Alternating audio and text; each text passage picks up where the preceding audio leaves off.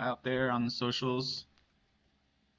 Welcome to Piano Tech Radio Hour. This is Ethan Janney. We're about to get started. Hello to everyone joining on Zoom. Welcome. I'm just popping in here for a moment at the front to let you know our guest for today had to cancel at the last minute. So we're going to do a rebroadcast from a previous time. We're going to do a broadcast of Alexander Schwarzkopf's session. I chose this one especially because it's been popular on the podcast, and look forward to sharing that with you again today. And I will get it started promptly so we can enjoy the session. So again, this is our session with Alexander Schwarzkopf. It's a rebroadcast, but it was a popular session, so we will still enjoy that as we would normally. It's Piano Tech Radio Hour. Good to see you again. I'll spotlight myself.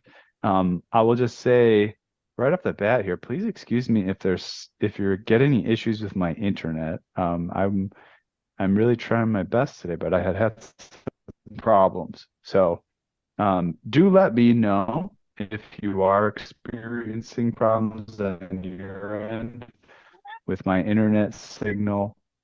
And you get to know, and I can't really tell. I can just see that my speed values are very poor and I'm having glitches. So we're a little late today getting started. So I will start to introduce things right off the bat here. And as long as I can load up my information on my end, given the issues with the internet, it looks like I should have that. So welcome to Piano Tech Radio Hour. And this program is one where we gather every Saturday to meet with and learn from the most fascinating and knowledgeable folks in the piano world, manufacturers, rebuilders, musicians, makers of other instruments, and of course, piano techs. Our mutual goal is to become better at our craft, to help each other, and to create an ever more musical world together. Piano Tech Radio Hour is brought to you by Piano Technicians Masterclasses, an online learning resource that brings you cutting-edge instruction from piano industry masters without leaving your home. Find out more at pianotechniciansmasterclass.com. Subscribe to this program, Radio Hour, for just $16 a month. Get direct access to each week's private Zoom call, as well as the archival recordings of over 200 episodes in our member area. You can join PTRH at bit.ly/join PTRH. bit.ly/join PTRH. Also, want to give you guys some plugs for some other important information very quickly. Make sure to check out the podcast, pianotechradio.com. If you've been listening to it, if you're a subscriber, you may have noticed we haven't put out an episode for a little bit. It's just because we've been recalibrating our processes behind the scenes. But we will start to release episodes pretty soon again, and actually at a pretty rapid clip. We'll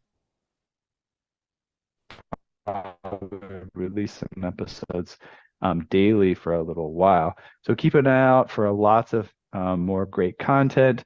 We'll be reaching back in the archives about 2 years, and then also reaching back about a month. Just going to check in and make sure you guys can all hear me. I'm not seeing any problems. I just saw an issue on my end, but I think we're still rolling. pianotechniciansmasterclass.substack.com. We release little snippets of our content from the private member area on our masterclasses, our highest quality, most valuable content. And we create articles around that, give you some really useful information, give you a taste of what's behind the scenes. So if you want to learn more, you can dive in feeling fully educated. You can also make sure to follow us on social media at Piano Tech Masterclasses, Facebook, Instagram, LinkedIn, Twitter, and also we just did our Final Mile Masterclass with Eric Johnson on May 16th. We focused on the highest level performance possible out of your piano. You can watch it now in the member area. You can sign up at bit.ly/PTM-EJ24, PTM-EJ24. And then, of course, we have a online summit, a one-day micro convention that we're going to be doing in June on the 20th with 3 great lecturers and some surprises as well, some surprise content as well as part of that. So make sure you sign up for that. We can talk more about that later. Maybe I don't want to waste too much time before we get into introducing today's guest. So today's episode features Alexander Schwarzkopf. Alexander, he's from Colorado Springs, Colorado, where he was raised in a family of artists.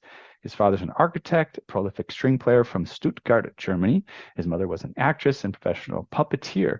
Alexander's first performing in public was at age of 8, and he became a scholarship student in piano at Colorado College at the age of 12.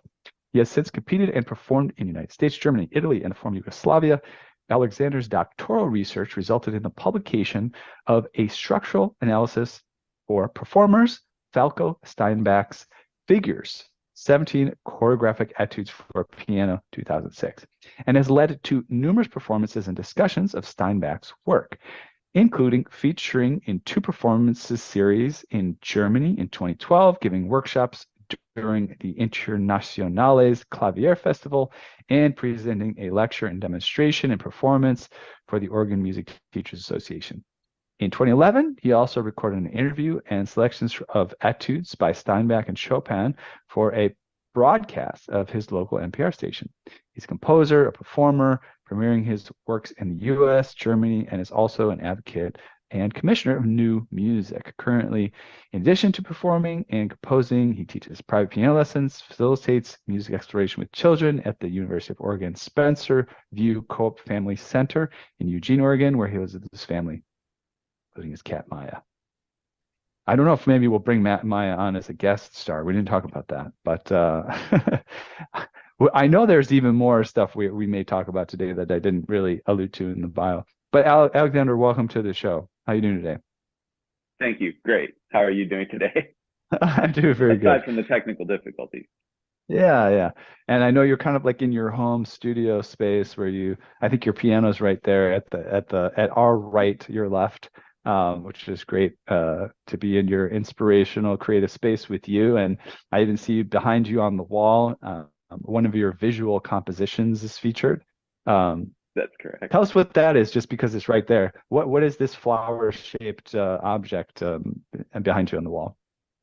In 2022, well, so to start with, I have been a featured guest performer and composer for the Macrocosmos Project Festival in Portland, which is it was conceived as a contemporary music festival. There's multiple concerts within one night, 5-hour shows. It's a 5-hour section with multiple shows. And so the first year we performed all the 3 books of the Macrocosmos by George Crumb. And this year, actually, we're doing all 4 books of the Macrocosmos as the 10th anniversary of the festival. So it's an outstanding experience. It is one of the premier festivals I've ever played for. The feeling, the movement of the audience, the freedom of moving and experiencing the music from multiple angles throughout the night is just perfect, because you don't ask people to sit still. Anyway, but they do most of the time. So this work originated in 2022 at the request and invitation of the co-directors Stephanie Ho and Sar Ahuvia, to compose a work in honor of George Crumb as he passed that year. And so I wrote a piece that I initially thought there has to be, well, it's very difficult to write something in homage to a composer of such great innovation. And so what do we do? But I figured that part of my composition would have to be a visual score, because every 4th piece in the Macrocosmos is a symbol. And so he composes works in the shapes of everything from peace signs to interlocking circle figures. One that I play is called the Magic Circle of Infinity. The music's written in a circle. Very difficult to play. You have to memorize these things.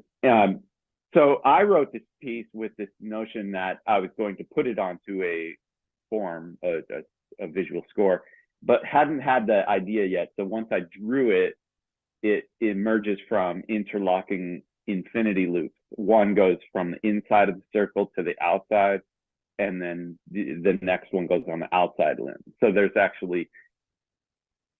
a lot going on here. 86 turns. By the way, I'm joining now on my phone here. I'm pulling a little audible just because, man, this internet issue at my house is a serious That's deal. okay. Let me So get myself. Where am I? Ethan Jamie host me. Okay. Okay, that's me. I guess I'm the host now. What else do I need to make sure I'm spotlighted? Add spotlight. Okay. Thank you. Thank you for that. You can see me and hear me okay right now?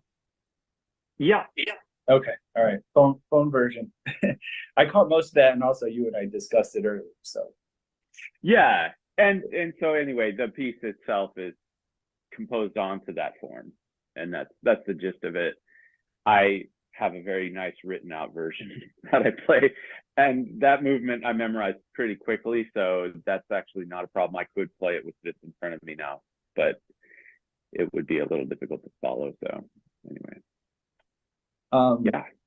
Tell us. So I'd always love to get some background on the guests, but I'm kind of encouraged or inspired to dive into some of this overlap with piano technology before we even go there. So we had a kind of a pre-interview conversation, and it was fascinating. I asked you, hey, we're going to be on a show in front of a lot of piano technicians.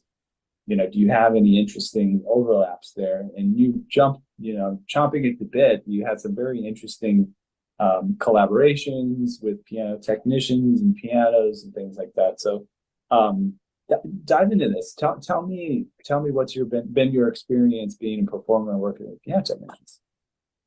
Well, I was actually thinking about this, that, one of the first initial experiences I had was when I was around 11 or so. The instrument I grew up working with was not really great, as most can say. I had worked a long time before I got a really good instrument to work with. But that particular piano had some super flimsy action and all this stuff. And so it was a baby grand, but it was sort of cobbled together, and it wasn't a really great instrument. So one of the things that happened when I got my debut performance at the Fine Arts Center was I played a concert grand, a Steinway concert grand, and I thought, there are some problems here. The weight of the keys, like there's a whole different mechanism that's at play here. And so I talked to the tuner together with my dad, and he placed weights underneath the keys, and it didn't really solve that. We ended up taking them out later, but it is an interesting thing that's how soon it started, because I always viewed it. My father is a trained luthier, so he initiated this idea that when an instrument needs work, you talk to an expert and get the work done, right? And so I was always watching him in his shop and everything else that goes into that, building and repairing instruments. But he doesn't do anything with piano. It's all stringed instruments. And fast forward many, many years, I met one of my closest colleagues in undergrad, and he's a premier technician and tuner in Colorado named David Hebert. And I collaborated with him on the recording for Centaur Records. And we hadn't worked together for years, but the resource in the technician to me is just immeasurable. What we did was we reacquainted ourselves together basically at 1 o'clock in the morning in the practice room. He was working on all their instruments as part of his help pay for school plan. And he was also doing his apprenticeship at the time. So I learned a lot about instruments, but I also learned that once he was done voicing an instrument, he'd ask me to play something. So I'd always go in and play some elaborate Chopin etude or something that really tested the whole breadth of the sonority and everything, and plus the action, and how quickly he could affect little changes and things like that. Again, fast forward a few years to when we collaborated for the recording, you have things that are possible already just because of the nature of the instrument I was working with. At that point, it was a Blüthner Model 1, and the resonant qualities, just this profound piano to start with. And so I thought, wait a minute, a little bit more sound here, and I need a little bit more space here. How do I get this sound to clear a little bit here? And he's like, well, you've got to work with the instrument closer because the Blüthner is so resonant, which was wonderful. And so all these things lead me to a very close relationship with the technician and tuner. And so whenever I have that opportunity, I bounce ideas off of the professionals. Yeah, that's great. Yeah, and we sort of allude to this on the program several times, or even stated it directly. And I always like this concept. I think it came up during our interview with Eric Chu and Eric Johnson when they were talking about pedaling and some of these things and how they work together. But it might have come somewhere else. This concept that, the performance is a collaboration between more people than just the performer, right? It's the piano manufacturer, it's the piano technician, right? So much. And all these things need to come together to make the sound great. And maybe they don't come together. Maybe the technician isn't in on the planning or the thinking behind it. And maybe you don't have a great piano made by a great manufacturer, and so they're kind of not in on it either, right? But when you can really intentionally bring all these parties in to optimize, what kind of music is made, that's really brings you something special. And it also reminds me of this theme that just comes over and over again, which again in our pre-interview I noticed with you, is that some of the greats in all the fields, so I would almost say all of the greats in all the fields, they all have this quality where they just pay attention to detail, right? They take into account some of the things that you just might think don't even matter, but they're paying attention to them. And there you go, right? The piano itself, the technician, musician, having them all collaborate, coming together, thinking about these fine details, not only as individuals, but as a group. Wow, there's a lot of impact that can be made there. There's an interesting part an interesting part of my training when I was doing a lot of improvising and I'm playing a lot of jazz in undergrad, that quite a number of years ago, but I worked very closely with a bassist who was both an extraordinary guitarist and teacher and musician and had just so much experience. But one of the very key things was learning to tune a band and learning to understand how to listen to when somebody's matching your pitch.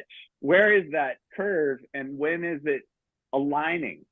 And I tell you, when you learn to play collaboratively and chamber music per se, when you go then and play solo, you are listening to everything a lot more closely. And the interaction of sounds on the type of music I play primarily now is so high and so tight, the frequencies, no matter how quietly or loud and how dissonant or sparse, it's imperative that you listen to how those sounds interact and everything from the movement that you create the sound with.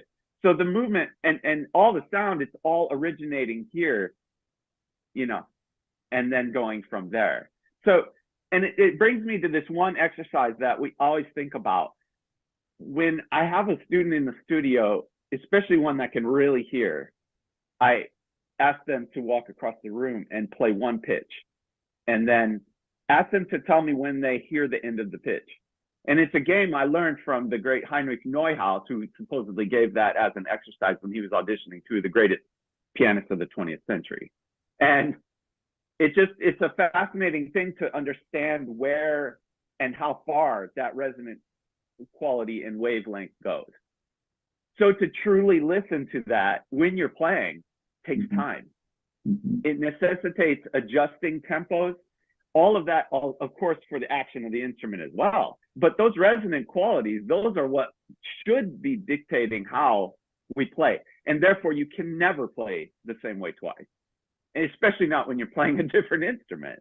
So when we have the opportunity in a recording session with the same instrument on such delicate, finely tuned sounds, and I have a technician there with me who's really biting at the bit to make sure this instrument is just on point, I'm all ears. Yeah. Now, is the piece that we're talking about now, the one where you collaborate with technician, is that the one that you just shared with me potentially to play, or is that a different one? I said the one I'm thinking of, the YouTube link that you just showed me. Is that Energy? Yeah, is that collaboration or is that different? That's different, but that is actually a very interesting one. That's a house concert series in North Carolina, and the gentleman that I work with closely there, he is an organ builder and a very fine technician and tuner himself. And that's a late 19th century Knabe, wonderful piano. I mean, I've played everything from Brahms piano trio in B major, everything, Beethoven, Appassionata, Waldstein, all these, all the way up to the most contemporary stuff, Shevsky, George Crumb, everything. And the response on that instrument is amazing. The clarity of the sonorities and stuff, especially in the bass register. And so that particular piano and that particular situation, it's again very unique. But that particular place, he prefers a kind of Victorian temperament, and we've talked about this a number of times. And it's interesting how those very, very slight things can make some of that music feel a little bit different. And I mean, of course, it is that way under different hands every time, but you know.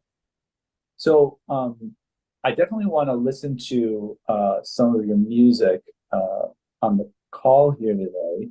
I know that my computer will not be able to handle it. I can tell that already. But I did forward, Emrys, I did forward some of these links to you, and maybe we can pull an audible and maybe you could share some of them.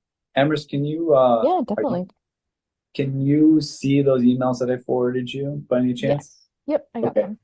So you could take a minute to set up while maybe we explore another question, but I think the one that we want to go with first is the one that was a reply to the Zoom in, the initial reply to the Zoom invite. And it has his bio as well as the link. So if you just like load up that video, we'll do the whole thing, make sure it's loaded on your computer and then let us know, and we'll bring that up and share it if possible. Yep, I have it up if you want me to go ahead and share. Yeah, I mean, if it seems ready, then yeah, go ahead and pull it up right now and we'll take a listen. All right. Actually, while you're before you press play, Alexander, could you give us a little bit of a preview of what we are going to listen to? Yes. So this piece is the final movement of a suite I composed called Liquid Piano, and I explored different forms that water takes on its journey in that piece. During that year, I was a part of a project that was spearheaded by a pianist in London called Climate Keys. And what she had her intention was to create a program where we would create concert experiences and feature specialized speakers in the field. So you could have anybody from an environmentalist to a lawyer to an extremely influential business person, but somehow this had to be something concerning environment and the evolution of our planet and what's happening right now. And so what I did for that one was I invited a geologist from the University of Oregon faculty, Greg Ritalik. He's one of the premier geologists, and he talked about deep time, etc. So that's where we premiered this piece. But this piece itself is it's a response to let's see. So outside of Socorro, New Mexico, we have one of the largest areas called the Very Large Array. These are gigantic radio dishes. They are on railroad tracks. I mean, I don't remember the details, like 500 tons a piece or something, ridiculously heavy.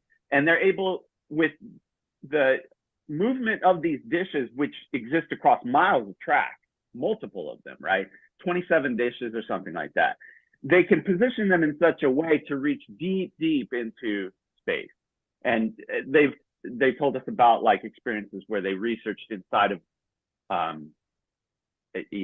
black holes and such. It's far beyond my range of understanding. So what I did was use my imagination and go deep into this thing. And I created a composition that is, let me grab this really quick here.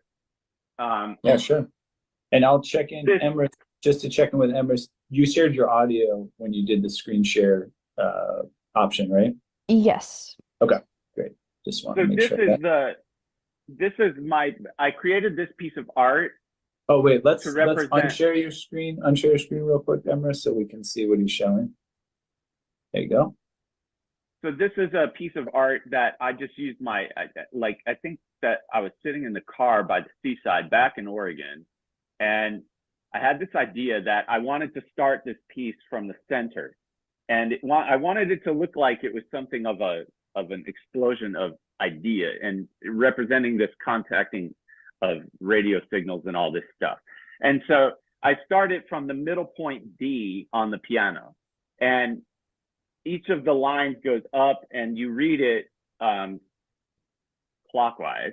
So they go up, and as you go around, you'll start going down the piano. So on the piano, you either go up or down, right or left. But at the same time, I wanted something a little bit more multidimensional than that. And so once you make your way around the entire thing, you arrive back at the beginning. So at the middle point, it's a flat line, basically, and it's a lot of like very close chromatic. And then it starts to descend to follow this point down here. So anyway, that's the form of what is more or less the theme. And then from that point, I believe that there's 7 waves, and waves are sort of like transformations or variations or so. It's like a continuous variation type of a concept. And they're all basically working with the same pitches in a controlled manner, like the 12-tone compositional style of Arnold Schoenberg.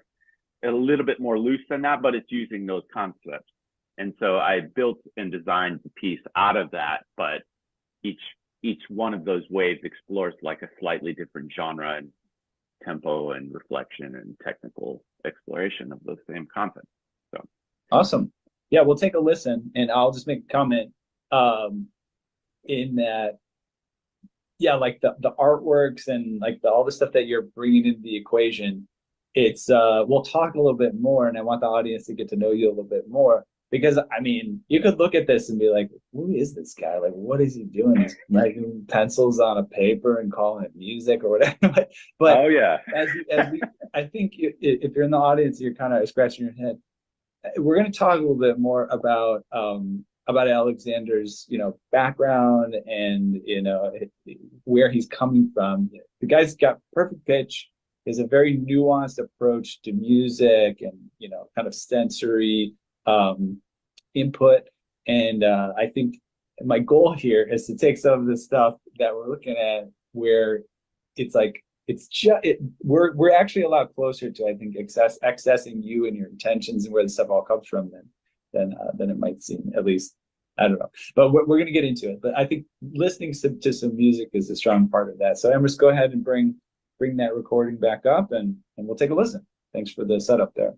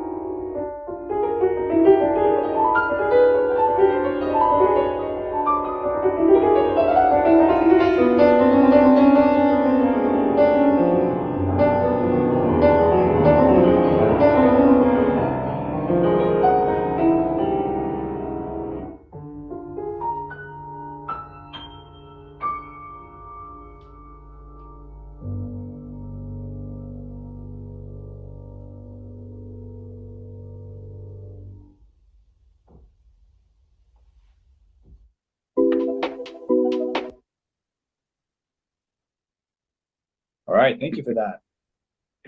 Absolutely. So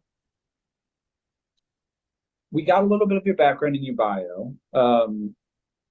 And so just to recap, you have a musical family. You mentioned your father was a luthier and instrumentalist. What and as I mentioned briefly, you have a very acute ear. I always like to try to find out, what the decision to have a career in music, like how did that actually come about? For you, I can see, maybe it just felt almost inevitable just because you have such a relationship with sound, but maybe not. Maybe you had some other pathways that you were considering. Tell me about coming up as a musical person and eventually making this decision that, you're going to go down a musical career path. I came into the world pretty much playing. I mean, at 2, I started playing violin and was already playing. I played long enough. I always think about this as like, I must have played violin well into 8 or 9 years old, because I played in youth orchestra. I played fiddle contests. I did all kinds of stuff like that. But I know that my point of entry into the world of piano was around 4 or so, 4.5, because my dad described it like, yeah, I went to the instrument because I could see it there, and I was fascinated by all these patterns and things that I could see, like the way that the 2-3-2-3 works out for the black keys. And this is still my fascination today, is the organization and the way in which your hands interact with the keyboard, the organization, the outward layout of the keys. There's just so many things to think about with this thing. And now, with an idea that I want to write that is compositionally interesting, I'm also working with, how does this fit in your hand? It's coming from what Chopin left us with the way in which your long fingers sit more comfortably on the black keys, et cetera, et cetera. But I was fascinated by the patterns. I gravitated towards piano. Shortly after that, he found that my ear was such that I was slower than my brother, for instance, on violin with the intonation, because he said I always went to the exact pitch and I would not stop until it was in tune and right. And so my scales weren't moving maybe as quickly as he thought they should be or something, but everything was like spot on. And so one day he decided to send me down the hall and fire out a couple of pitches and tell me what are the names of these pitches. And that's when he more or less described as having discovered I had perfect pitch. But that's more of a nuisance than anything when you're talking about working with the piano, because it's equally out of tune. So I love all those aspects of sound and the way in which it works. But there were points in my life where it became way too much, like the cognitive dissonance in my adolescence, the unfortunate experiences in my, in my early teen years, I had lost my mother when I was 12. And so that just threw me into cacophony, and that cognitive dissonance made it pretty difficult to want to focus on music for a little while.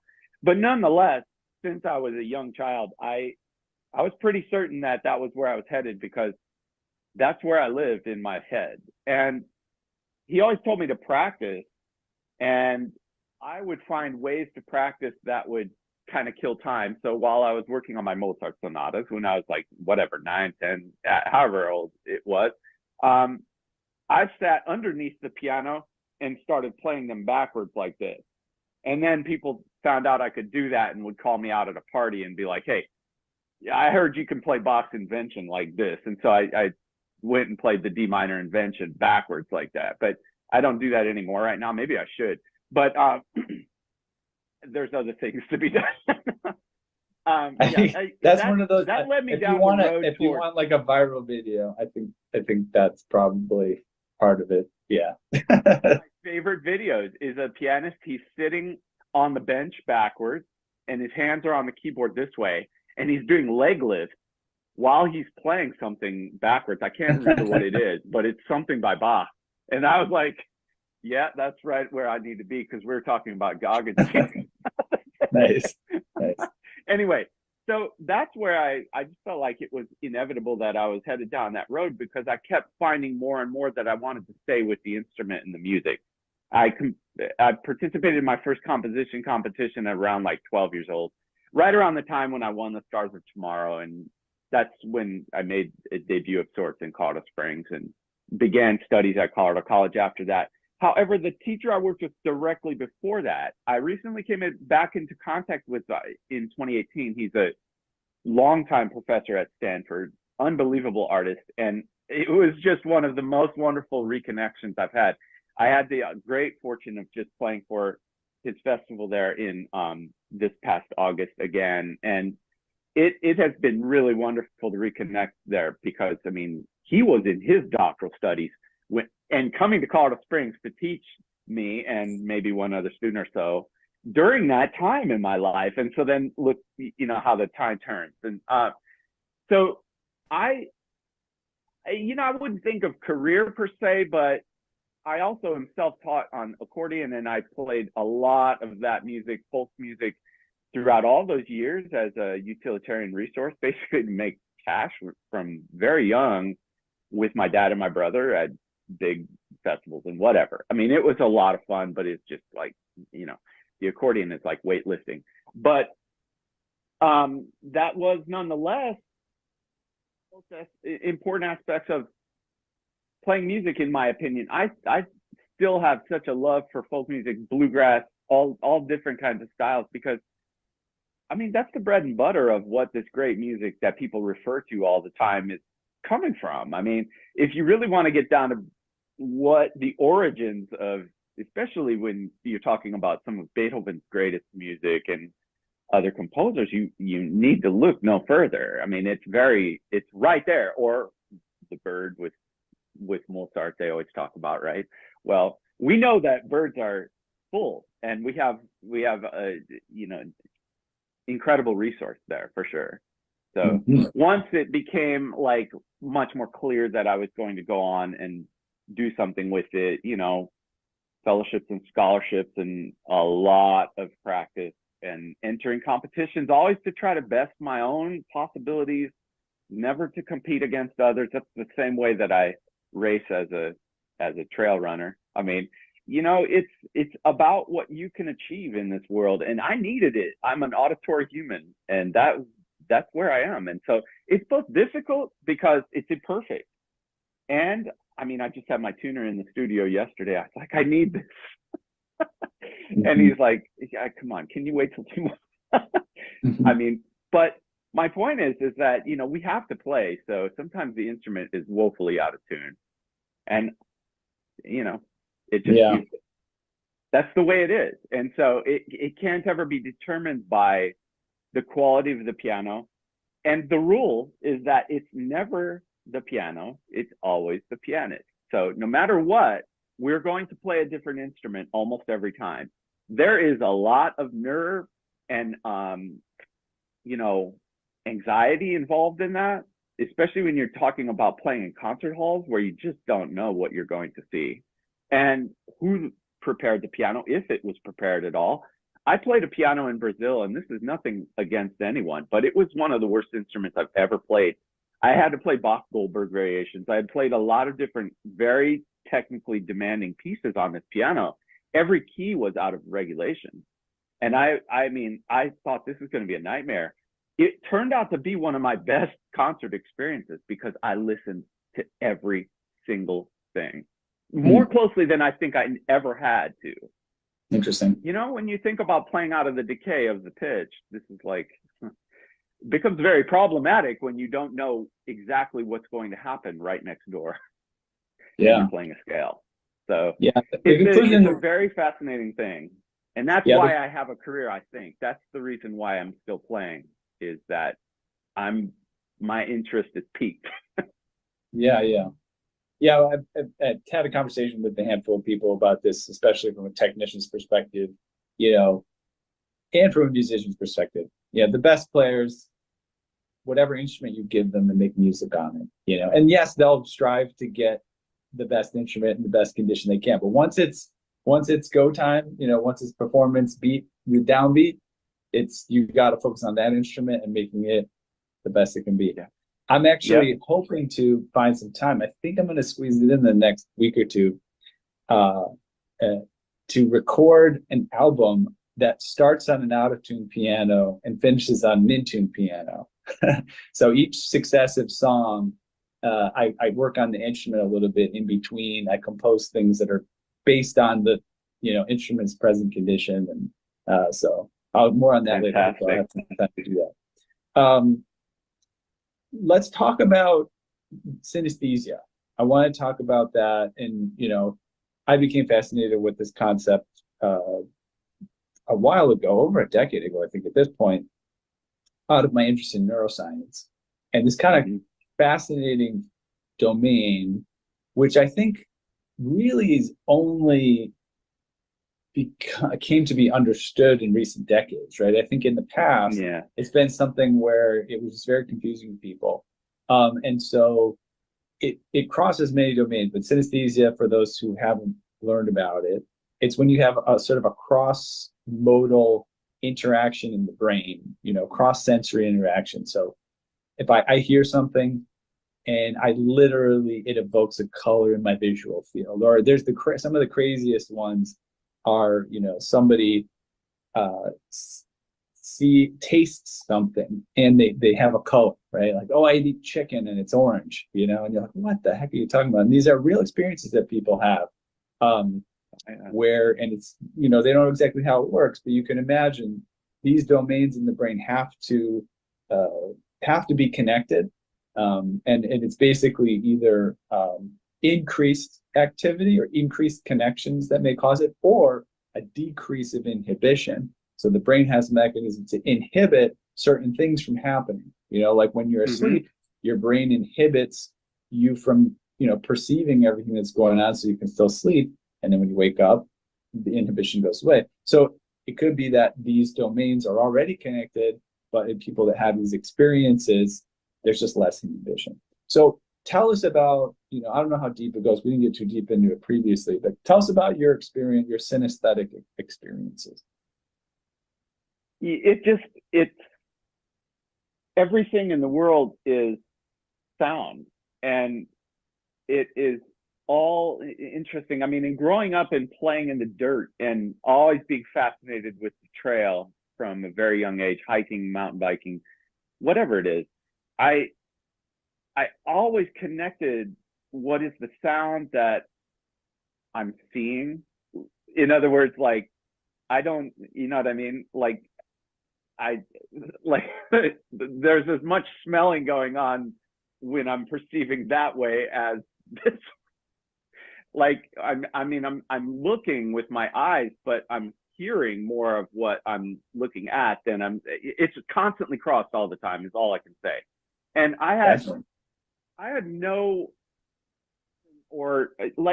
nobody really necessarily embraced it and talked about it as a tool or as a real benefit to existence or something like that. But I always knew it was there, and I always knew it was something more than what it was being made to be. And there was this one point when I met Falko Steinbach, and he was definitely the first artist that I met that was truly engaged in this thinking. And I was very fascinated by that.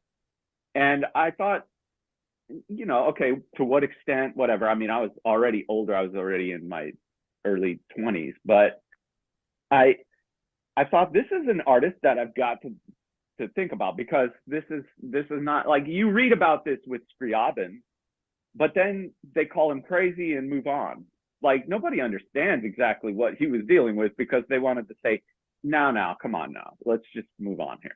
And so, recently when we had Christopher Taylor here to play his piano concerto and the Eugene Symphony, they commissioned from Harmonic Labs, which is a great collective of some incredible artistic minds here.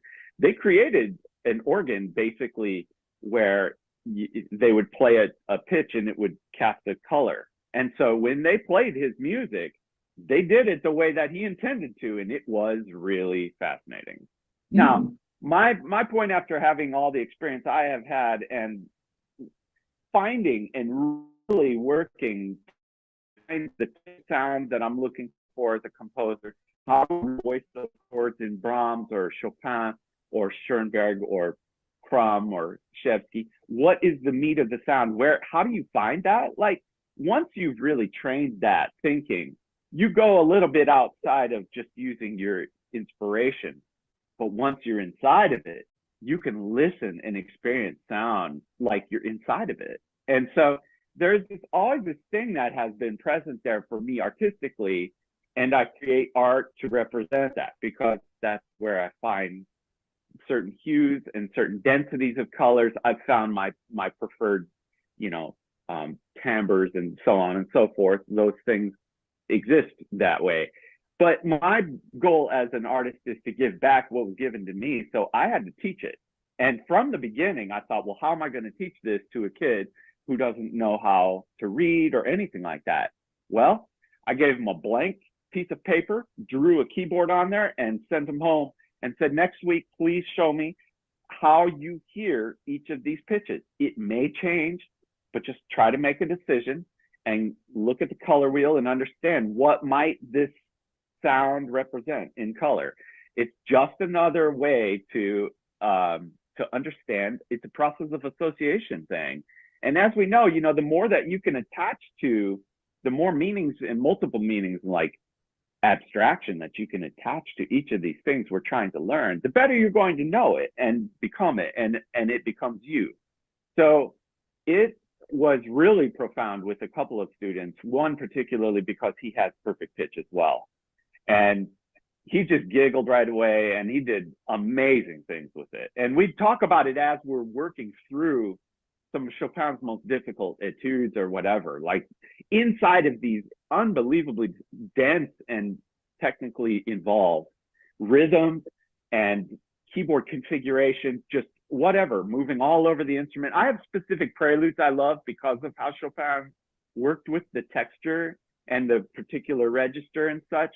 And so we'd talk about it and be like, what is that color? Because there's every tone you can think of. There's a whole myriad of sound in front of you or in you.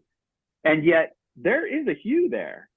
And it's like what we were talking about the other day, when, when dealing with Franz Liszt, you have to understand he also viewed certain harmonies very, very consciously as, like, F sharp major is a very deep spiritual orange, like burnt orange type of a sound. And when you hear that sound, I mean, that's this, like,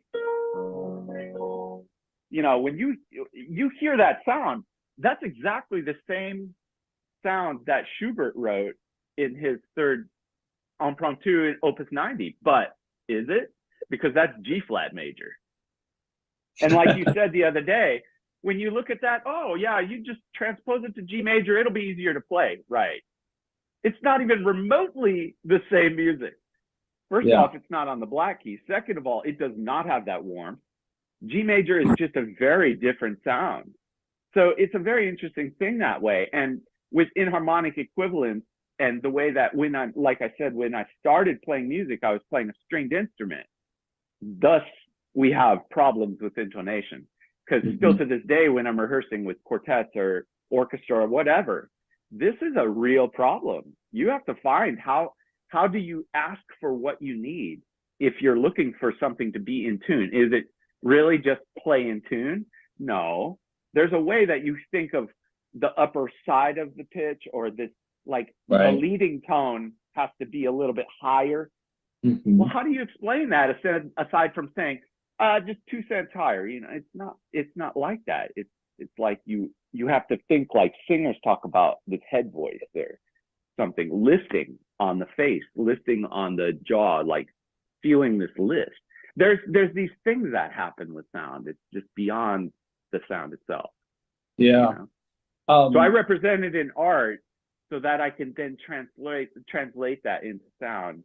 And it has brought audiences great joy, I've been told, a number of years now, that when they see a piece, because I develop visual artwork out of problems that I'm perceiving in the composition or something that I'm going to work on in a composition I'm writing, and people catch on to it. It's fascinating.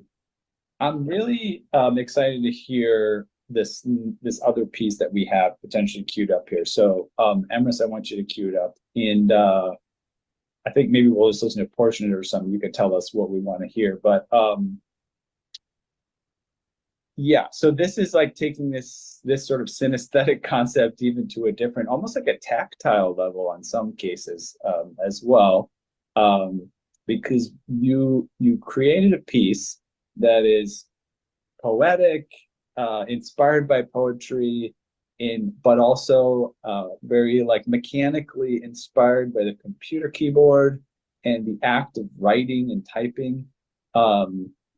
So yeah, please explain this a little bit, and then we'll take a listen to that in a moment as well. So get that queued up. That's just that second link. Emrys, let us know if you need help finding it.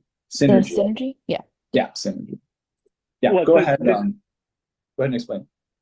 This piece originates as the commission to honor George Crumb, and I had to think first off, what really is going on, because I love his music and I play it, but how much of it are you really understanding per se when you're learning it, as opposed to just doing what you're being told to do on the score? Because his scores are loaded.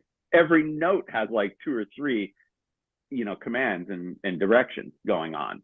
So listen closely and you hear triads. You hear blurring of triads in the deep bass with full pedal submerged, like there is no lifting of that pedal, and it's all overtones and mixture of sound, but these are triads in like a first inversion or something. So I start thinking like, what are we trying to do here? And then for the second section, what is that? I'm sorry, for the first section, one more time, my primary material derived from a transcription I did of the common bird, the robin, the red-breasted robin. And I've loved the sound of this bird forever. And there's something very, like, it oscillates between pitches. There's these little graces, and it's the sound of the evening for me. There's some things with this sound. So that's a very major motive in the first movement. Second movement, I transposed. So I superimposed. I took a block of wood that was the span of 2-octave span on the piano keyboard, drew a keyboard on it, a piano keyboard, and then transposed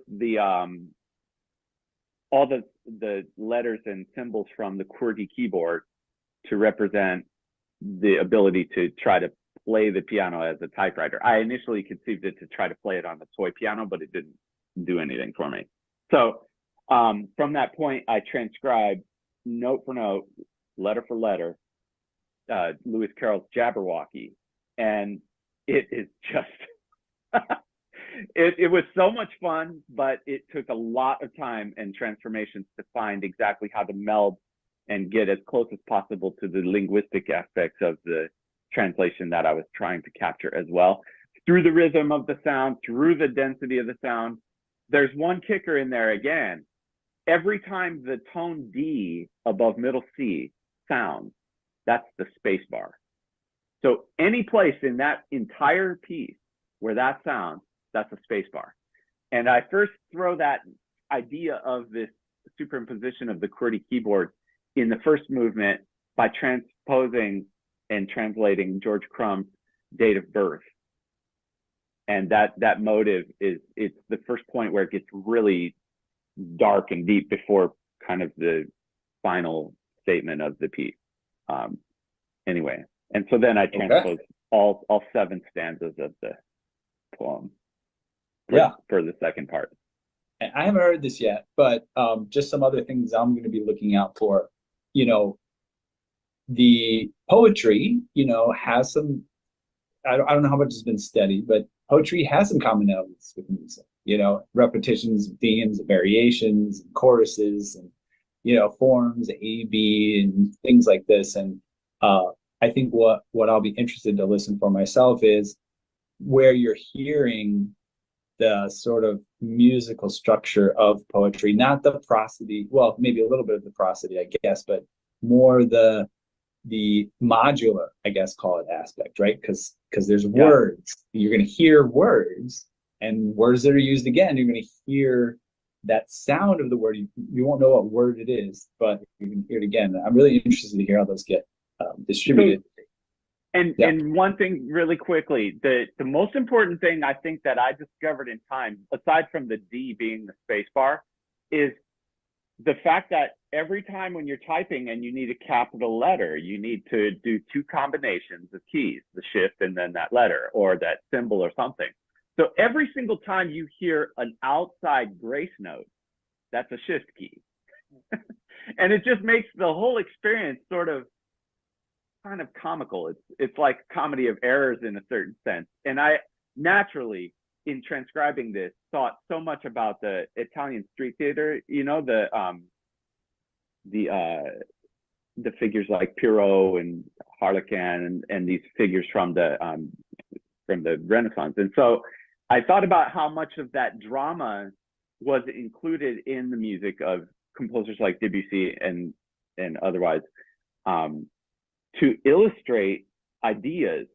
And here we have a Jabberwocky, or we have the warbling and whiffling and these kinds of things, right? And those are the aspects of combinations of letters into words, and then finding the right way of expressing that you know, it took time to find. So I hope you enjoy.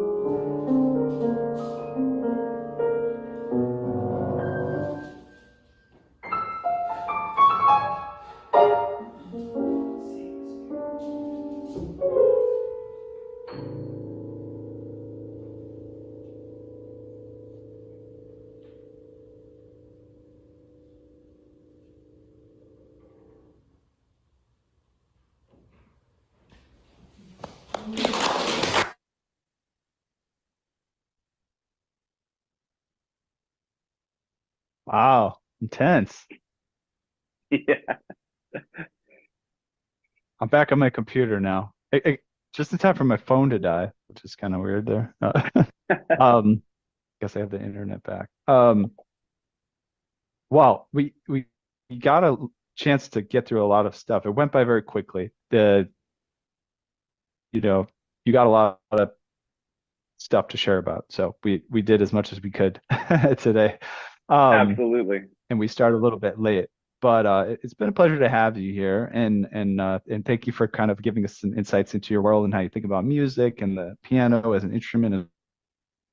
I think one of my takeaways as a piano technician, especially, it became an emerging theme in my mind as you were talking about sound and maybe establishing how to listen for things, is I kept thinking about the fact that a lot of piano technicians these days are using an electronic device to tune pianos.